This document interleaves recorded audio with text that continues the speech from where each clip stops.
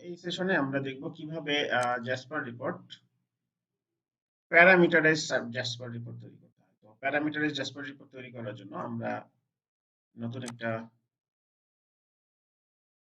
Jasper report file নিচ্ছি এবং আমরা A4 ল্যান্ডস্কেপ নিয়ে নেক্সটে গেলাম এবং এখানে এটা নাম দিয়ে দিলাম এমপ্লয়িজ লিস্ট।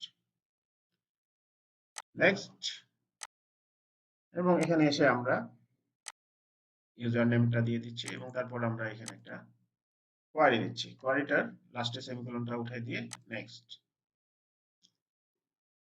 সবগুলো নিলাম, নেক্সট গ্রুপ বাই নিলাম না, নেক্সট ফিনিশ। তো ফিনিশ দেওয়ার পর আমরা এখানে এই ফিল্ডস এর মধ্যে যে ডাটাগুলো দেখতে পাচ্ছি এই ফিল্ডস গুলো এখন ড্র্যাগ করে এখানে নিয়ে আসলাম। নিয়ে আসার পর এখানে ডাবল ক্লিক এবং এখানে ডাবল ক্লিক করে এটা একটু ছোট করে নিচ্ছি। তারপর এখন আমরা প্রিভিউ করি। প্রিভিউ করলে দেখতে পাচ্ছি এখানে একটা 10 নম্বর ডিপার্টমেন্টের এমপ্লয়ি লিস্টটা দেখাচ্ছে। তো 10 নম্বর এমপ্লয়ি 10 নম্বর ডিপার্টমেন্টের এমপ্লয়ি লিস্টটা যেহেতু এখানে দেখাচ্ছে সেহেতু আমরা এখন এই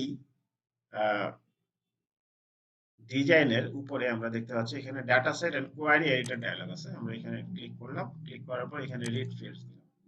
তার মানে রিড ফিল্ডস দিলে এটা আমাদের কোয়ারিটা ঠিক আছে।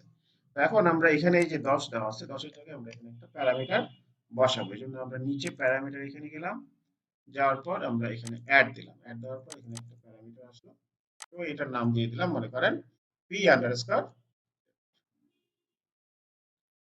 ওকে দিলাম। এই p আন্ডারস্কোর ডেপটা এখন আমরা এখানে ড্র্যাগ করে বসাই দিলাম। বসাই দেওয়ার পর আবার রিড ফিল্ডস করতেছি, দেখি কোনো আমাদের কোয়ারিতে কোনো প্রবলেম আছে কিনা। নাই, কোনো প্রবলেম নাই। এখন ওকে দিলাম।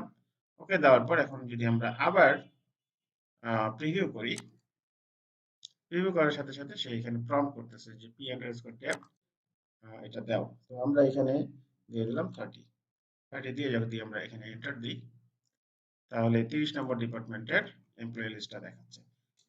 এই ছিল আমাদের এখনকার সেশন, যেখানে আমরা দেখলাম কিভাবে প্যারামিটারাইজ রিপোর্ট তৈরি করতে হয়।